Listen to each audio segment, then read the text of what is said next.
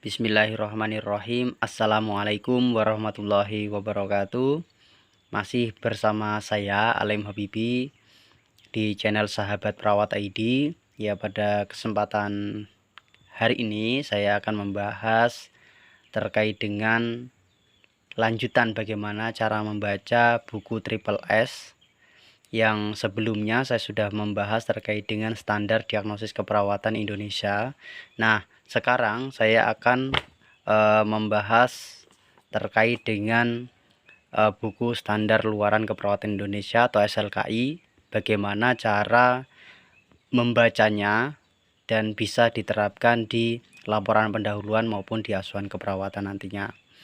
Oke, baik, kita langsung saja ke videonya. Langsung saja kita bahas terkait dengan buku standar luaran keperawatan Indonesia. Kalau sebelumnya saya sudah bahas atau sudah saya buatkan video terkait dengan bagaimana cara menggunakan buku standar diagnosis keperawatan Indonesia atau SDKI.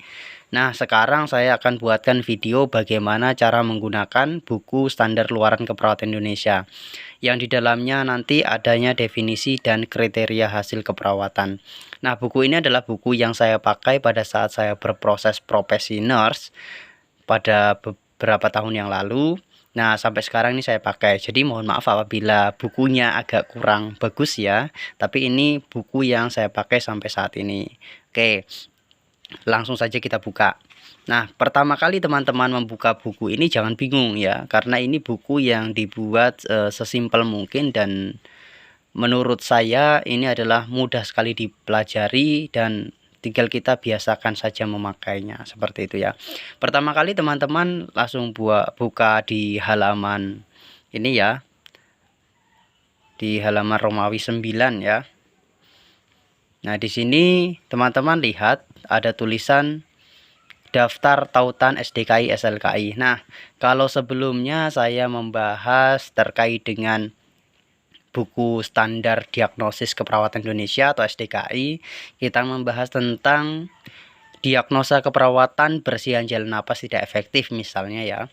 Nah, kita lihat di sini ya teman-teman. Di sini teman-teman bisa cari ya. Nah, di sini ada tulisan bersihan jalan napas tidak efektif di halaman 154. Jadi teman-teman langsung saja dibuka sesuai dengan halaman yang sudah ada di daftar tautan ya, 154. Nah,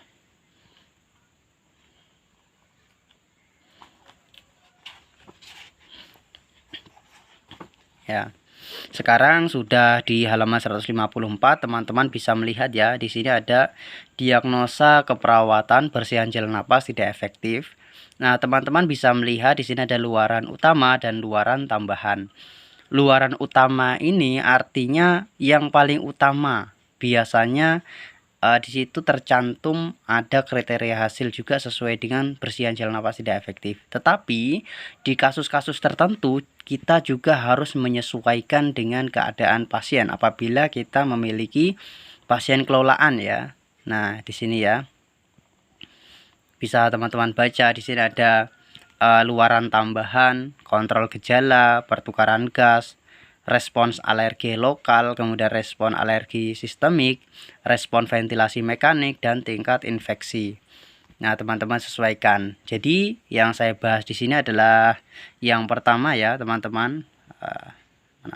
Nah, di sini ya, yang luaran utama bersihan jalan napas ya. Di sini bersihan jalan napas, teman-teman tidak perlu bingung gimana caranya sih mencari lagi ya. Teman-teman langsung saja buka kembali ke depan, tadi bersihan jalan napas ke depan, teman-teman buka.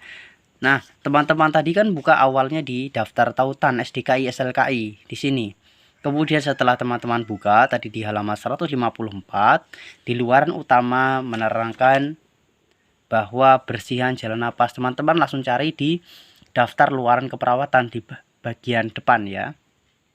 Nah, di sini bersihan jalan napas, berarti teman-teman buka di halaman 18 sesuai dengan daftar luaran keperawatan. Buka halaman 18 ya.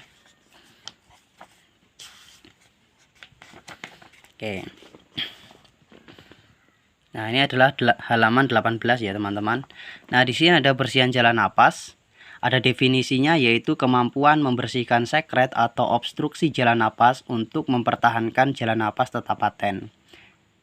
Ekspektasinya meningkat dengan kriteria hasil batuk efektif ya, meningkat ya. Ini kalau menurun 1 nilainya cukup, menurun 2 sedang, 3 cukup, meningkat 4, dan meningkat ini ya 5 ya, bukan B ya, itu 5 ya.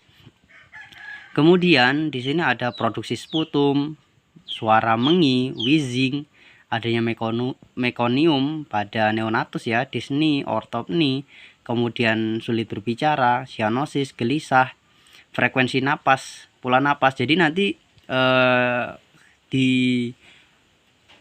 ASKAP ya, ASKAP asuhan keperawatan atau ASKAP laporan pendahuluan ataupun ya laporan pendahuluan ya tentunya ya. Kalau tidak salah nanti tetap saya buatkan ya di video selanjutnya nanti bagaimana cara menulisnya ya. Ini saya seingat saya ya begini ya.